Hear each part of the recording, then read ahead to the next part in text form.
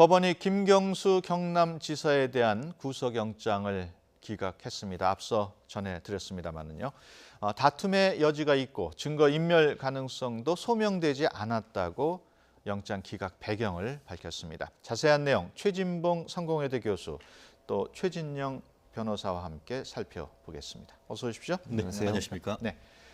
드루킹 김동원 씨의 댓글 조작을 공모한 혐의를 받아왔습니다. 김경수 경남도지사 법원의 기각으로 구속 위기를 벗어나게 됐어요. 네, 그렇습니다. 말씀하신 것처럼 이 김경수 지사에 대해서 법원이 일단 다툼의 여지가 있다. 아무래도 이제 드루킹이 주장하고 있는 경공모의 드럼나무 출판사에서 시연하는 걸 받냐 안 받냐 이 문제가 사실 관건이었고 가장 중요한 이슈였는데 거기에 대해서 이제 물증이 없는 것 같아요. CCTV나 사진이나 이런 물증은 없고 진술만 있는 상황에서 법원 입장에서는 김경수 지사가 지금 그런 걸 본 적이 없다고 계속 일관되게 주장을 하고 있지 않습니까? 그러다 보니까 양측의 주장이 첨예하게 대립하고 있는 상황에서 물증이 없기 때문에 다툼의 여지가 있다. 이건 법원에서 재판을 통해서 좀 더 다퉈볼 여지가 있다고 하는 판단, 그렇게 했을 가능성이 있다고 봅니다. 그 부분이 가장 중요한데 킹크랩 시연회를 봤다고 하는 물증이 없어서 결국은 기각이 된 게 아닌가 이렇게 보여집니다. 법원이 김 지사 구속 여부를 가를 핵심 쟁점이 궁금합니다. 지금 뭐 짚어주기는 했습니다만 어떤 내용이 있었습니까? 그렇습니다. 실질적으로 이번 영장 실질 심사의 쟁점은 명확했습니다.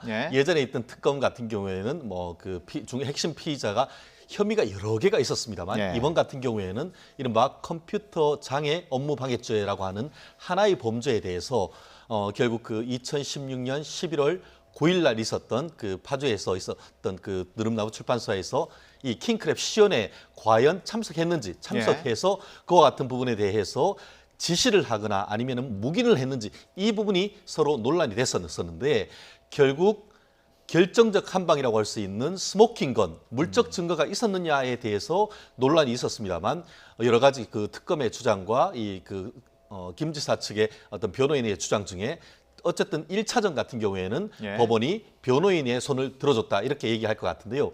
그렇게 했던 배경 같은 경우에는 말씀드렸듯이 다른 객관적 물증보다는 이 사건에 대해서 특검 같은 경우에는 이 드루킹 일당의 진술을 주로 대고 더불어서 간접적인 증거로 다각적인 얘기를 했습니다만 그것만 가지고는 이 유죄를 확신하기는 아직 부족하다 이렇게 판단하는 것이 가장 핵심적인 어떤 결정의 어떤 근거인 것 같고 그러한 점에서는 앞으로 어떤 공소 유지도 만만치는 않게 됐다 이렇게 볼 수 있을 것 같습니다.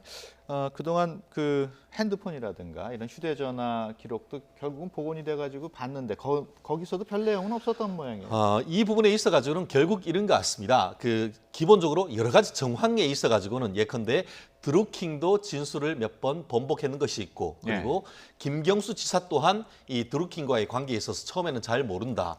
또 아니면 또 사람을 추천했는 것도 아니다 했다가 진술을 바꾸는 등 양쪽 다 진술에 일관성이 없는 것은 맞습니다. 그렇지만 누구의 말이 상대적으로 조금 더 신빙성이 있느냐 이 말을 봤을 때는 현재로서는 누구의 말이 맞다고 단정하기는 어렵다. 그렇다고 한다고 하면은 구속 수사까지 갈 필요는 없지 않느냐. 결국은 재판에 가서 유무죄를 다투어라라는 식으로 해서 공을 재판에 넘겼다 이렇게 볼 수가 있는 것 같은데 어쨌든 그렇다 한다 하더라도 지난번 특검이 시작되고 대질 수사를 할 경우에는 기억이 나지 않으면은 기억나도록 해주겠다라고 할 수 있는 깜짝 놀란 증거를 마련했다고 했지만 그러한 증거는 아직까지 나온 것이 아닌 것을 보면은 이런 점에 있어서는 아직까지 특검이 어떻게 보면 남은 일주일 동안에 보강 수사를 해야 될 부분이 적지 않은 것 같습니다.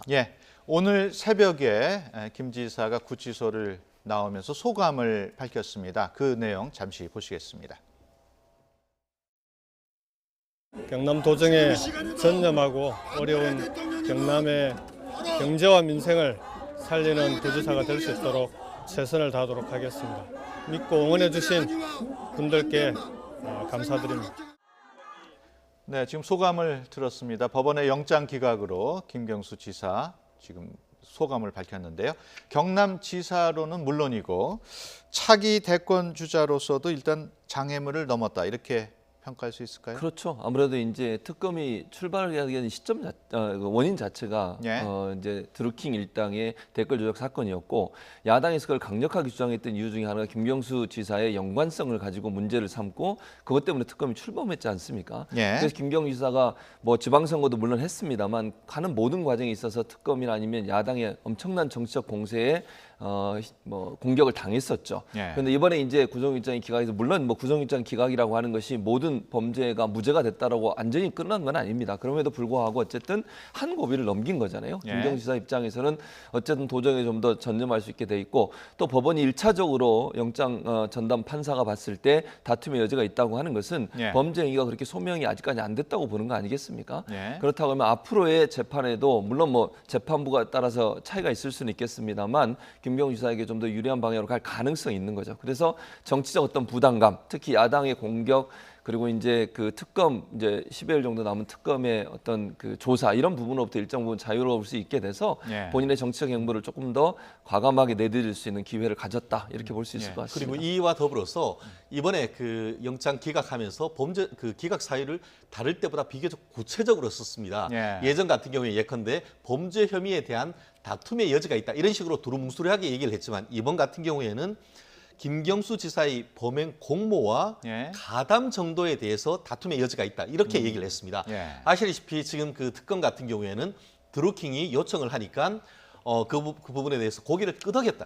이 정도만 가지고 과연 유죄를 인정을 할 수가 있느냐. 예. 그리고 이 정도를 가지고 구속까지 할 수 있느냐. 이 부분에 대한 다툼의 여지가 있다라고 해서 영장을 기각했기 때문에 예. 말씀드린 것처럼 1차전이라고 할 수 있는 특검 수사 단계에서는 분명히 어떻게 보면은 그 다운을 당한 것이 특검인 것 같은데 예. 최소한 이제 재판에 가서 이 부분에 대해서는 분명히 다툼의 여지가 있긴 있습니다만 누구의 말이 맞는지는 최종적으로는 재판에서 가려져야 되는 부분이어서 이 정치적 진로에 큰 어떻게 보면 봉우리 하나는 넘었습니다만 앞으로 남은 봉우리도 적지 않은 것 같습니다. 예.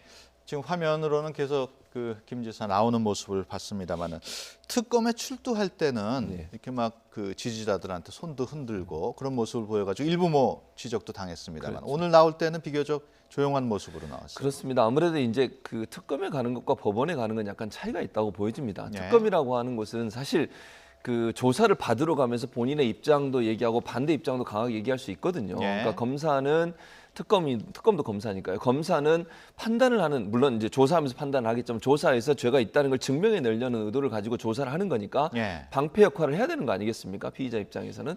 그런데 법원이라고 하는 것은 이제 본인의 어떤 신병 처리의 어떤 그 결정을 내리는 곳입니까? 네. 그러니까 조금 더 겸손한 모습을 보일 필요가 있다. 그런 모습을 보일 필요가 있다는 생각이 들고 혹시나 또 판사나 재판부의 심기를 건드릴 수 있는 어떤 행동을 하는 것은 별로 그렇게 바람직하지 않은 걸로 보여집니다. 네. 모든 피의자들 뭐 김경수 도지사뿐만 아니라 사실 검찰에 가는 피의자의 태도와 법원에 가는 태도는 상당히 차이가 있어요. 그러니까 검찰은 본인의 주장을 더 강하게 주장하면서 내가 죄가 없다. 뭐 이렇게 질문한 것에 나는 반론을 제기한다. 이렇게 얘기할 수 있지만 법원이라고 하는 것은 본인의 의사를 표현할 수는 있지만 결국은 거기서 판단을 내리면 그 판단이 결국 본인의 신병철에 직접적인 영향을 미칠 수 있기 때문에 예. 조금 더 차분한 모습으로 출석하는 모습 그런 모습이 법원에게 더 본인의 어떤 그 태도를 예. 긍정적으로 보여줄 수 있는 의도가 있다고 보여집니다. 예. 김 지사 소감을 밝히면서 특검도 강하게 비판했습니다. 그 내용 함께 보시겠습니다. 특검이 정치적 무리수를 둔 데 대해서 다시 한번 대단히 유감스럽게 생각을 합니다. 앞으로 특검의 어떤 선택에도 당당하게 그리고 연하게 대처해 나가도록 하겠습니다.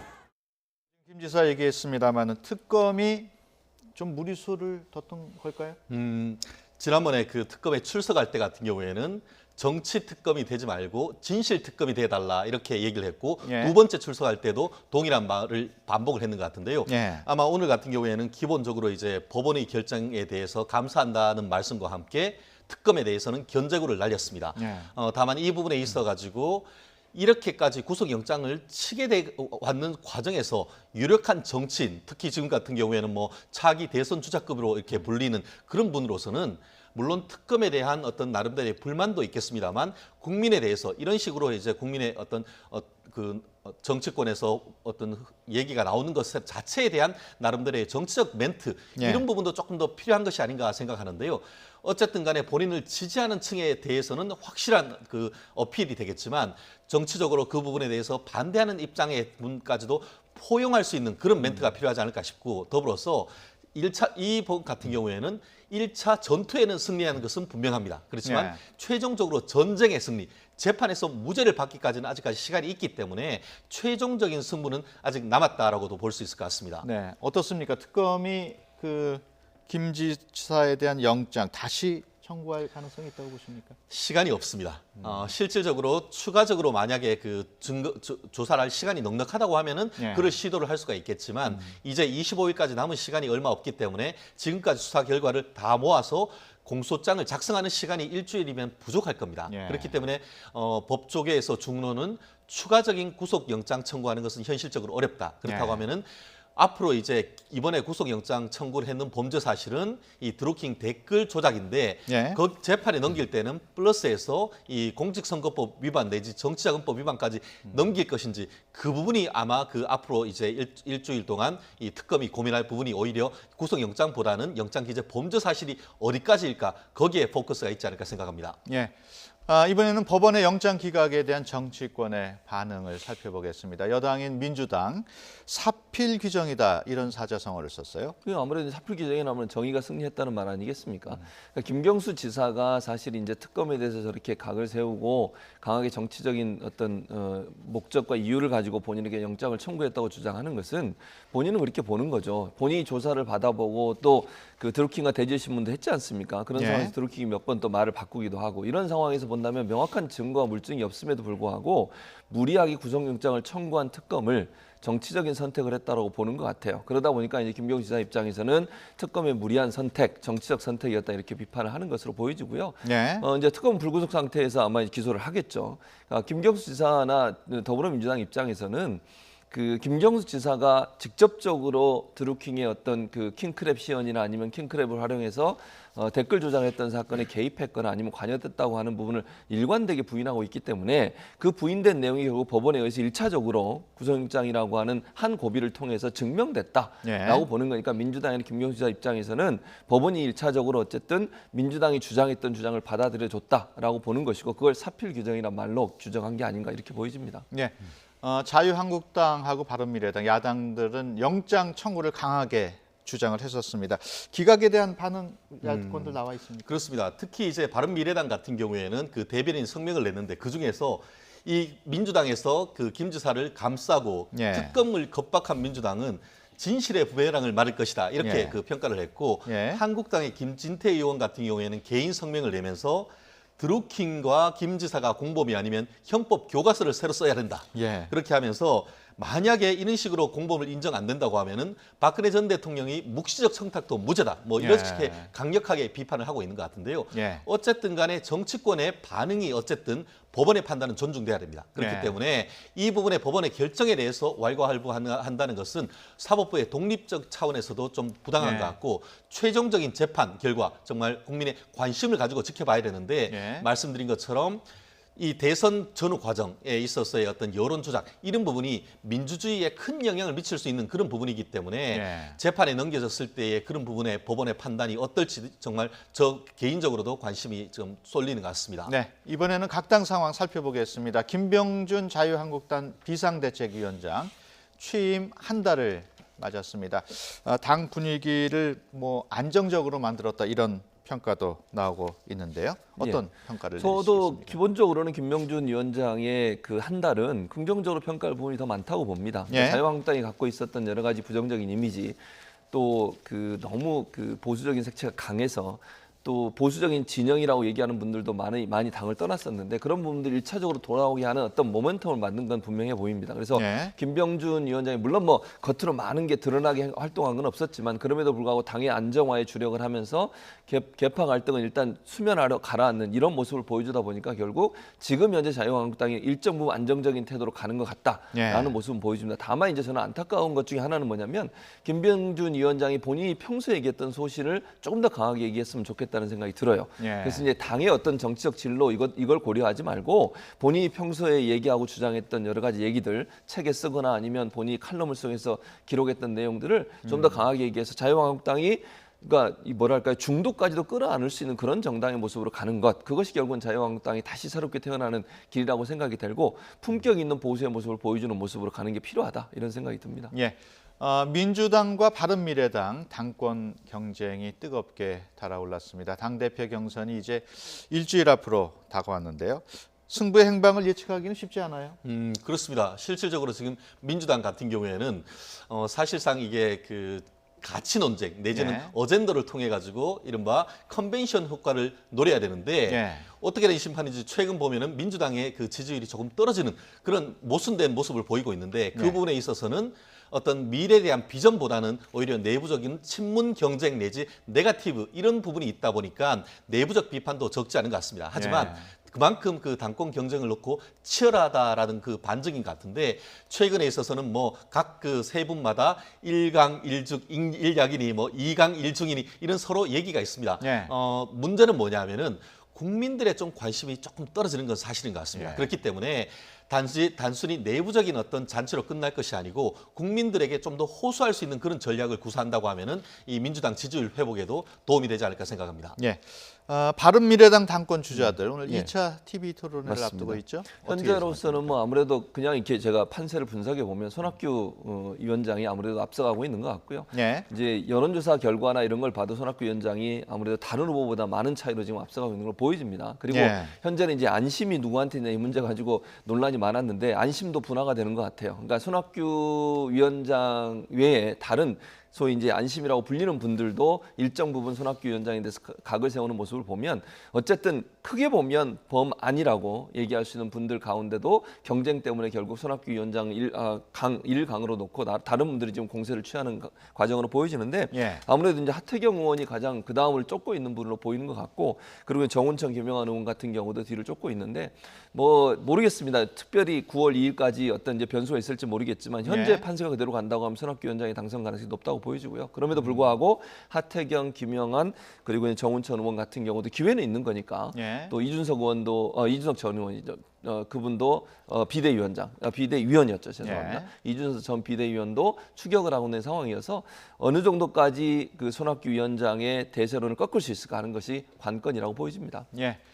이번에는 여론조사 동향을 살펴보도록 하겠습니다. 리얼미터 또 갤럽 여론조사 결과가 약간 상반되게 나타났는데요. 먼저 갤럽부터 보면은 대통령 지지율 지난주보다 약간 올랐습니다. 2%포인트 올라가지고 60%가 잘하고 있다. 지금 그래픽으로 나가고 있고요.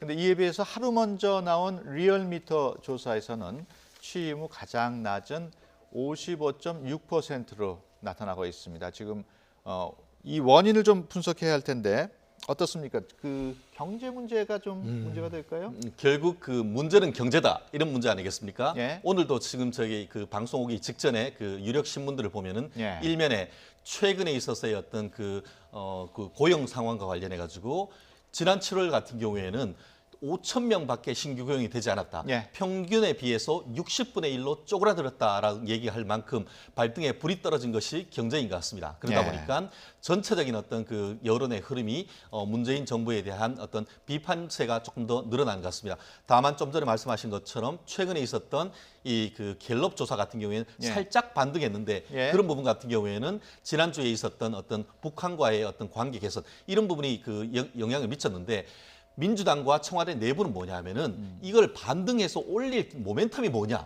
네. 결국 그렇기 때문에 지난 어떤 1년 반간에 가까이는 적폐청산 기류로 왔다라고 한다고 하면은 이 전략을 바꾸어서 이제부터는 민생 경제에 조금 더 집중해야 되는 그런 것을 보여줘야 되는 것이 아닌가 하는 내부적 어떤 그 비판도 적지 않은 그런 상황인 것 같습니다. 네.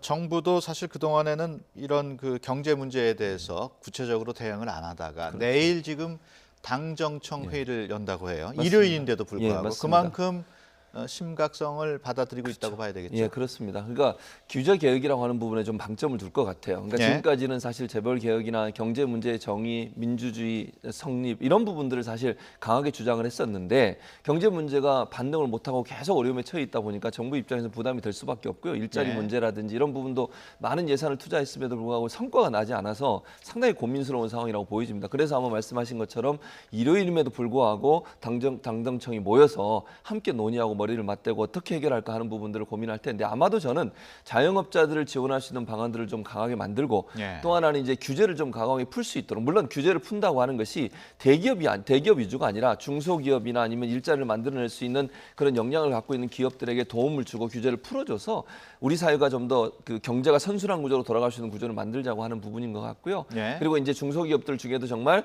정부 정책에 적극적으로 동의해서 일자리도 만들고 투자도 더 많이 하려고 하는 회사들에 대해서 규제를 많이 풀어주고 새로운 성장 동력을 만들어내는데도 관심을 갖고 집중할 걸로 보여집니다. 그것이 결국은 우리 경제가 지금 침체되어 있는 상황에서 돌파구가 될 수 있는 유일한 방법이기 때문에 당정청이 모여서 아마 주로 이제 규제 개혁 그다음에 혁신 성장 이 두 가지 논제를 어떻게 풀 거냐 그리고 자영업자들이나 소상공인들을 어떻게 도울 거냐 예. 하는 부분들의 중점적인 논의가 있어질 걸로 보여집니다. 또 일부에서는 정부가 경제 정책을 조금 바꿀 경우에 그렇죠. 네. 재벌 개혁이 좀 후퇴하는 거 아니냐 이런 그런 시선도 우려가 있어요. 있습니다. 맞습니다. 말씀하신 것처럼 사실 이제 문재인 정부를 지지하고 있는 지지층 입장에서는 재벌 개혁을 가장 중요하게 강조하고 있는데 이것 때문에 재벌 개혁이 후퇴하거나 아니면 예. 재벌들을 너무 그냥 동반자로만 생각하고 견제 대상으로 보지 않지 않냐 하는 그런 문제가 제기될 수 있는데 문재인 정부가 생각하는 기본적인 어떤 그 원칙은 저는 예. 그렇게 생각합니다.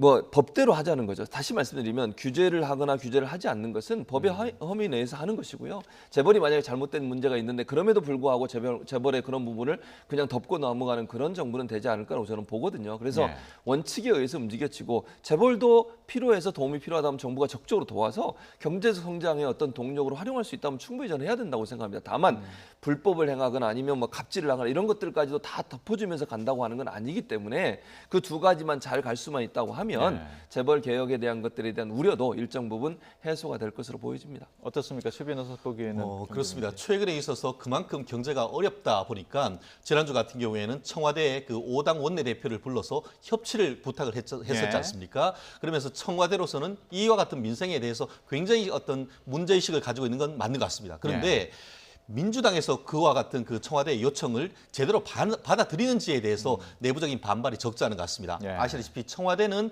성과를 내야 되지만 민주당은 본인들의 지지층이 있다 보니까 이 부분이 쉽지 않은데 예. 예컨대 지난주에 은산 분리를 완화하겠다는 대통령 메시지가 나왔고 더불어서 이번에 보면 선거구 개편 이런 부분까지도 어젠다를 던졌는데 예. 민주당에서는 이 부분을 받는 부분에 대해서 조금 그 미적미적하는 그런 모습을 보이는 것 같습니다.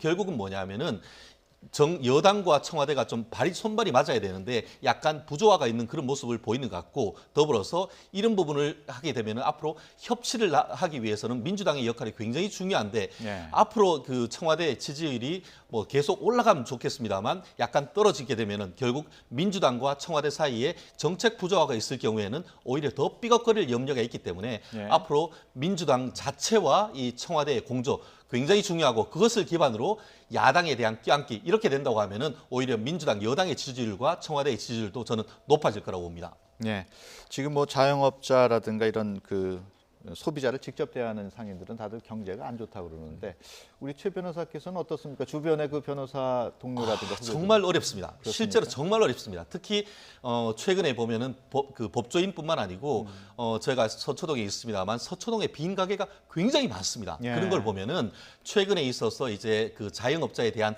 대책을 만들려고 하는 것이 빈말이 아닌 것 같은데 제가 알기로는 이번 주에 그 민주당 내에서의 어떤 자영업자에 대한 대책을 마련한다라고 얘기를 하고 있습니다. 예. 예컨대 이제 보면은 이제 뭐 세무조사 같은 것도 유예를 한다라거나 아니면은 추가적으로 그 청년을 고용할 경우에는 그 부분에 대한 인센티브를 주거나 하는 그런 부분이 있는데 이런 부분에 있어서의 어떤 규제를 혁파를 해서 특히 이제 보면은 말씀하신 것처럼 자영업자들에 대해서 좀 예. 살 길을 터주는 나름대로의 전략적 정책 좀 반드시 필요한 시점인 것 같습니다. 예, 알겠습니다. 시간 관계상 여기서 대담을 마쳐야 되겠습니다. 지금까지 최진봉 성공회대 교수 그리고 최진영 변호사와 함께 얘기 나눴습니다. 오늘 말씀 고맙습니다. 감사합니다.